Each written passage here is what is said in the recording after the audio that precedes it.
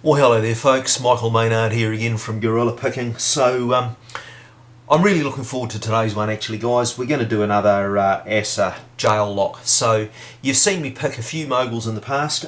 We've had a look at the sort of granddaddy of them all really, which is the Fulguratum straight out 5-pin inline one. So this is basically just a 5-pin lock, you know, but it's very large indeed, and it's got this master ring system. So this is the sort of granddaddy, if you like, of jail locks. It's been around almost 100 years, I guess, and actually a very nice lock and a very difficult lock to pick in its own right.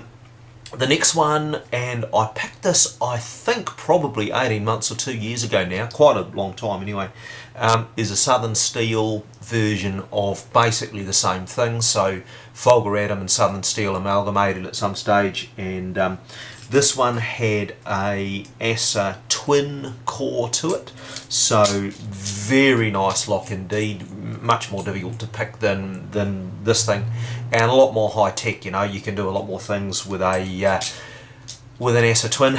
And then this most recent one, the one that we're going to pick and have a look at today, is branded Assa. So Assa has, as you know, bought just about every lock brand in existence, and they bought the Southern Steel and Fulguratum guys a while back. And what's in this one is a Twin V10. So the Twin V10 is a sort of an updated version of your bog standard Assa Twin. Not conceptually terribly different. So it's still a 6-pin lock. It's still got a 5-slider sidebar on the side. The concept of the lock is basically the same. They just really rejigged a couple of things like keyways and the couple of things to do with the sidebar sliders, more to extend the patent than anything else really. So it's a sort of more modern version, and again, lovely lock, really well designed, really nice to pick. The bodies on these things, the body and the dimensions of that, it hasn't really changed in 100 years, you know, so there's not much to talk about there. This one does not have all the gubbins for electronic doodads and bits and pieces like this one does. So this is a straight out mechanical lock. This was only ever designed to be mechanical. It has got the dirty great lump of steel as drill protection and protection from physical attack, full stop, on the front, and then a pretty standard Assa core actually. Let's just zoom in on that just a wee bit. So you'll see that we've got the standard brass core with counter milling, slot for the sidebar and holes for the sidebar sliders. This one does not have any drill protection there, so you'll see that those holes for the drill protection are empty, and I guess that sort of makes sense. I mean, if you have got a humongous big bit of steel out in front of it like that, you probably don't need to go to the expense of sticking drill protection rods in the core. So, you know, that's what that was all about.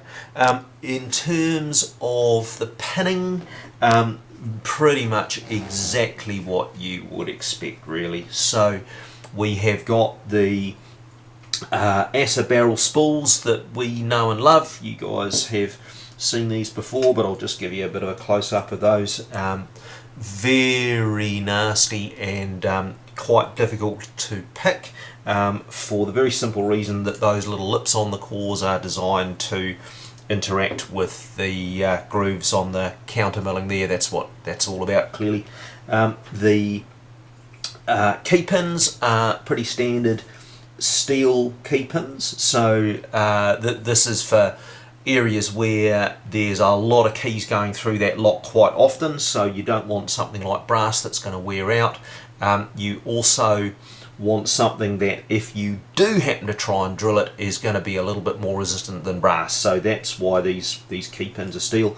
And then the sidebar fingers, on the V10, they are all the same, so all those 5 are identical and interchangeable, and you'll see that they have got one true gate, a few false gates there, and then they are sprung. So some sidebars, the sliders are unsprung, some are sprung, and these ones happen to be the sprung ones. So that's pretty much what we got. There's the sidebar itself, nothing really too amazing with that. So having told you the basics of it, now let's go and pick the thing, and you can see that you'll see that they're not actually a terribly easy lock to pick. I thoroughly enjoy picking these ones. So hang around, let's do it. Okay folks, well let's get on with the picking. So I'm going to do something a little bit different here. I'm going to do a voiceover instead of narrating while I pick. I think the days of dickheads sitting there saying, oh, binding on one, click on two, are sort of long over. So what I'm doing here is just going clockwise and working on those top pins. I've picked this both clockwise and anti-clockwise, and interestingly the top pins bind first on both occasions, in both directions. So I just figure I'd go clockwise because that's the way that I enjoy picking best, and that's the way that I've got a feel for it really. Now we're sort of ploughing our way through the countermilling here. The pins take a while to bind, and once you get a little bit of a turn on the core, the pins start interacting with the countermilling, and at that stage you're picking the lock. So the way I look at picking asses, in fact, is that for about the first minute, while you're trying to lift all those pins up and get to a false set, you're not actually picking the lock, you're just getting to the point where you can do.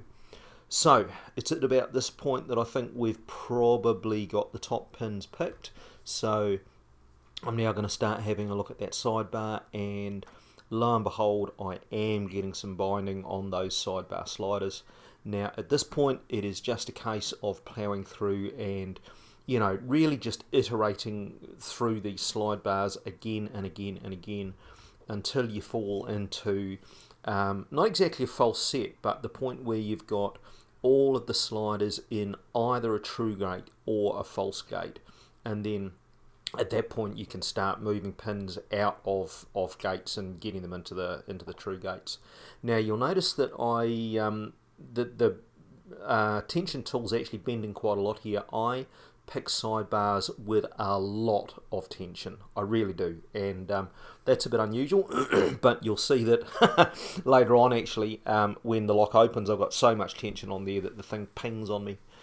Now the other thing you'll notice there is that I've swapped to a different pick, and I'm using that multi-pick number 10 that I've got in my hand there for pins 1, 2, 4 and 5, and I am using that other pick, which is a spooks pick, heavily modified, for slider number 3. Now the reason for that is that slider number 3 sets very, very, very high, and the geometry of the lock is such that you cannot get to that with this pick. So with this pick you can get it in the keyway right enough, and you can get to the sliders that want to set reasonably low, but you cannot rotate it high enough to actually get to those sliders that set right at the top.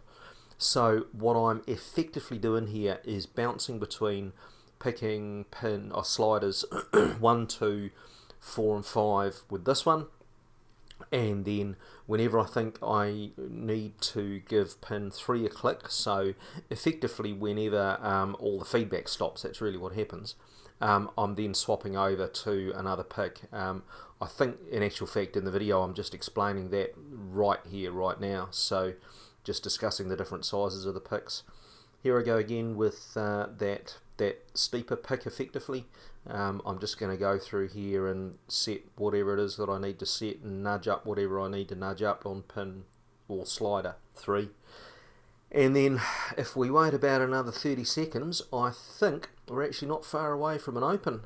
So with any sort of luck, we'll finish off these ones down the bottom, 1, 2, 4 and 5, and then I'm pretty sure pin 3 is the last one to go. So at some point here I'm going to poke this one in, and then after that with any sort of luck the lock will open. So The next 30 seconds odd are me just iterating through this process again and again and again, and there's no other way to pick a sidebar, you know.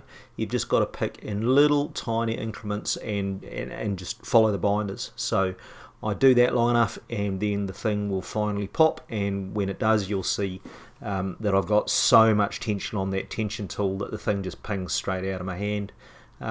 This last little bit is actually quite delicate, you know, because you're trying to pick this thing but you're trying not to overset the sliders that you have got right as well, and in all honesty it's really quite a fine line, but it's about to go now. Boom, there it is. Okay, so I was pretty happy to see that go. It did take a while, that one. It took me a long time to find that that final slider, but once we got it, it was all easy. Now I'm going to zoom through the disassembly here, so I'm just going to speed this bit up. Okay, so disassembling this is pretty much what you'd expect. You could in fact take the top pins out by using Allen keys and getting rid of the grub screws in the top of the lock. I couldn't be bothered doing it that way, so I just rammed a follower through the back and just pulled the whole thing apart and did it that way. We are taking out the sidebar sliders there first, and then we're dropping those key pins.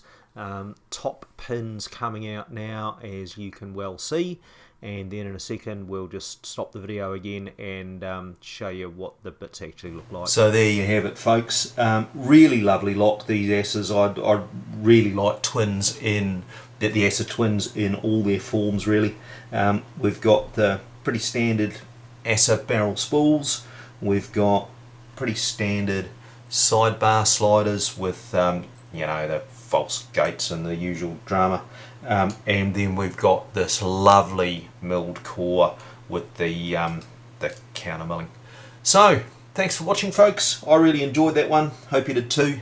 My name's Michael Maynard, this is Gorilla Picking, and that's a lovely Mogul.